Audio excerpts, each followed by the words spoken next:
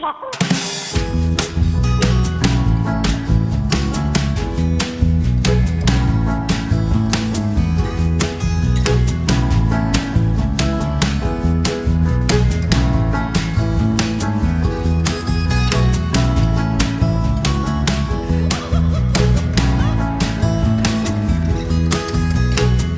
good morning po mga mamamayan. Ngayong umagang ito ay magluluto po ako ng miswa with sardinas. At ito na po ang mga sangkap. Unang-una, miswa, sardinas, bawang, sibuyas, kamatis, patola, tubig, cooking oil at saka asin. Ngayon po ay umpisahan ko na pong lutuin to. Ngayon po ay maglalagay na po tayo ng cooking oil sa ating kawali. Yan, tama na po. Ganyan po karami ang ating cooking oil na ilalagay. Ngayon naman po ay pwede na nating igisa itong ating sibuyas.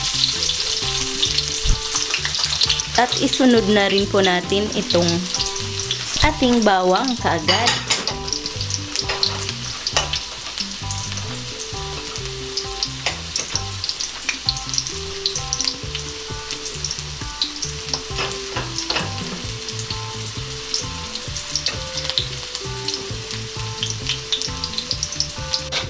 Hahaluin na po natin to.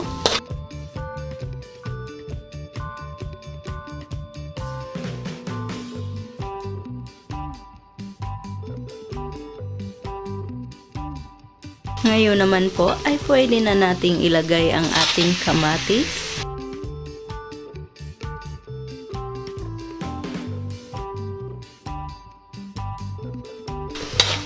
Tapos hahalo-haluin nyo lang po hanggang sa maluto yung ating kamatis.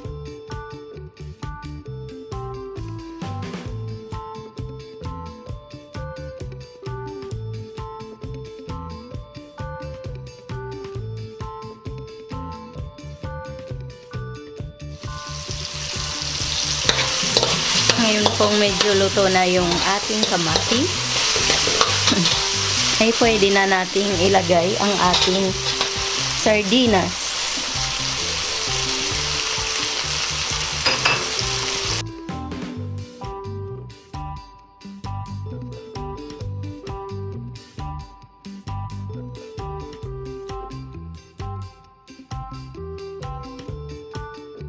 Tapos hahalo-haluin nyo lang po.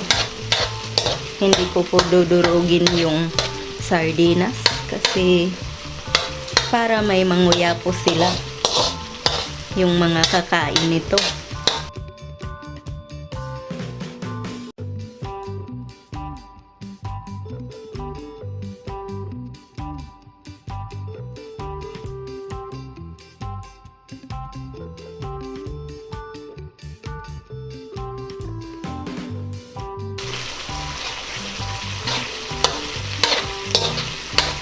Ngayon po ay pwede na tayong maglagay ng ating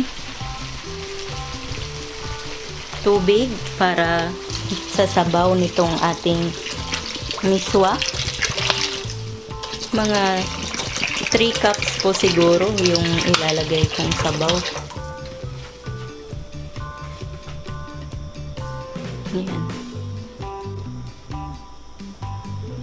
At pagkatapos po ay hihintayin na lang natin tong kumulo. Tsaka natin ilagay yung ating miswa.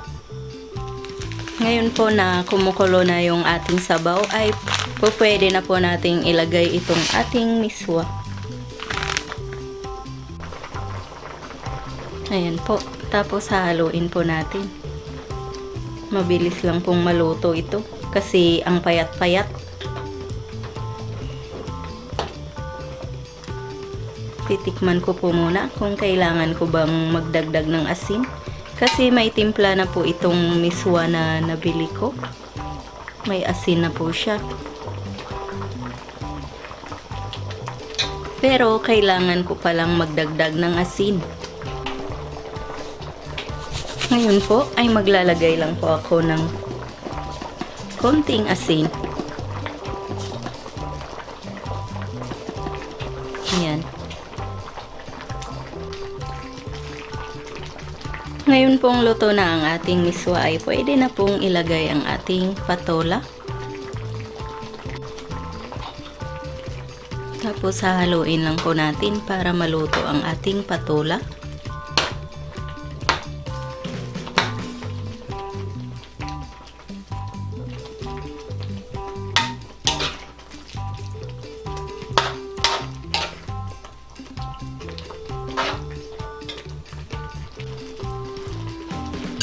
Ayan na, habang hinihintay po natin na maluto ang ating patola ay hahalu-haluin natin, pero mahina lang.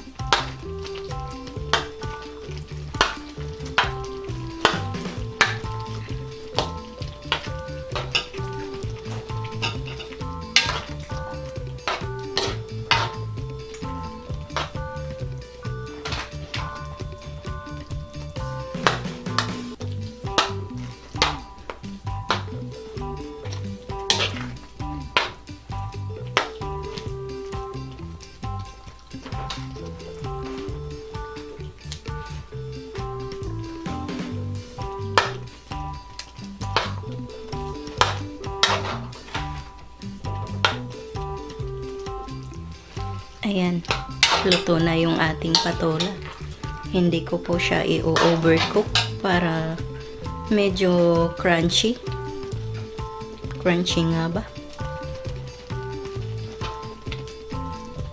Ayan. Baka maubos yung sabaw. Kasi ang bilis niyang humigop ng sabaw.